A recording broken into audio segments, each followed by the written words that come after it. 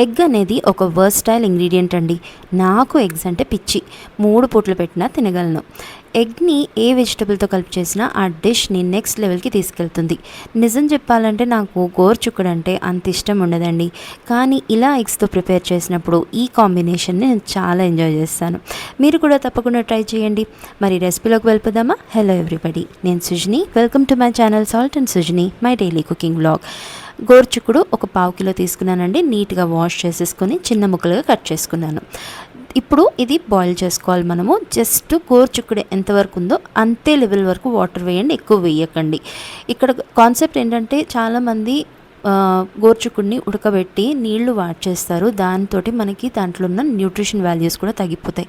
నేనేం చేస్తానంటే జస్ట్ దాని లెవెల్ వరకు వాటర్ వేసుకొని ఆ వాటర్ అంతా ఎగిరే వరకు మీడియం ఫ్లేమ్లో పెట్టి ఉడికించుకుంటాను. సో వాటర్ అనేది కాయగూరలోకి అబ్జార్బ్ అయిపోతుంది అండ్ మనకి న్యూట్రిషన్ వాల్యూ అనేది పోకుండా ఉంటుంది. కాస్త ఉప్పుతోటి ఉడికించుకోండి. సో మనకిది 80% వరకు కుక్ అయిపోతుంది అన్నమాట.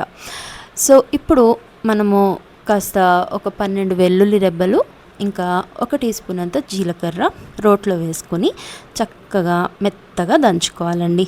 దీంతో మనకి మంచి ఫ్లేవర్ వస్తుంది ఈ వేపుడికి. ఓకే, సో ఇది పక్కన పెట్టేసుకుందామండి. మెత్తగా మీతో అయినంత మెత్తగా దంచుకోండి. నేను చూపిస్తా చూడండి మీకు. ఇగోండి ఈ విధంగా దంచుకోండి. ఇప్పుడు ఒక కడాయి పెట్టేసుకుందాము. దాంట్లోకి కాస్త నూనె తీసుకున్నానండి. నేను కోకోనట్ ఆయిల్ వాడాను. మీరు ఏదైనా ఆయిల్ వాడుకోవచ్చు. ఒక 1/2 టీ స్పూన్ అంత ఆవాలు, కాస్త మెంతులు, ఇంకా కొంచెం ఇంగువ అన్నీ వేసి ఆవాలు చక్కగా చిట్పట్లాడే వరకు వేయించుకోవాలి.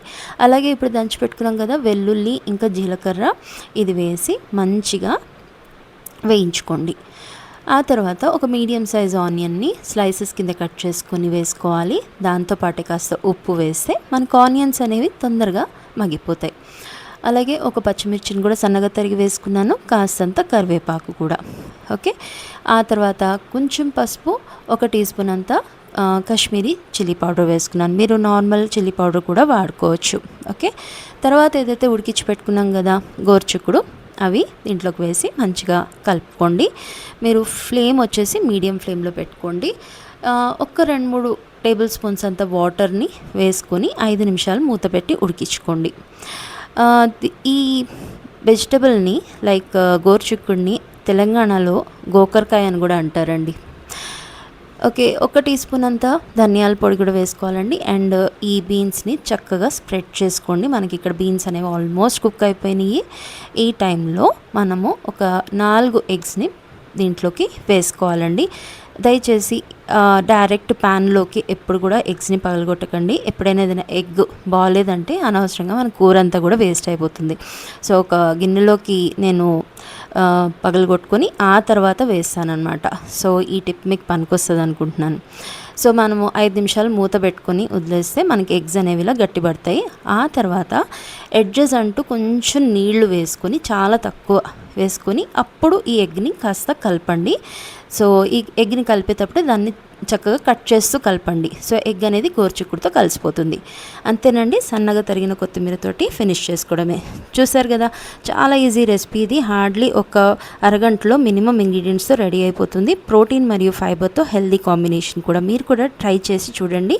ఎలా అనిపించిందో కామెంట్స్లో తప్పకుండా చెప్పండి. రెసిపీ నచ్చితే లైక్ చేయండి, షేర్ చేయండి. ఇంకా ఇలాంటి హెల్దీ కాంబినేషన్స్ కోసం నా ఛానల్ని సబ్స్క్రైబ్ చేసుకోవడం మాత్రం మర్చిపోకండి. మళ్ళీ ఇంకో రెసిపీలో కలుద్దామండి. Thank you for watching.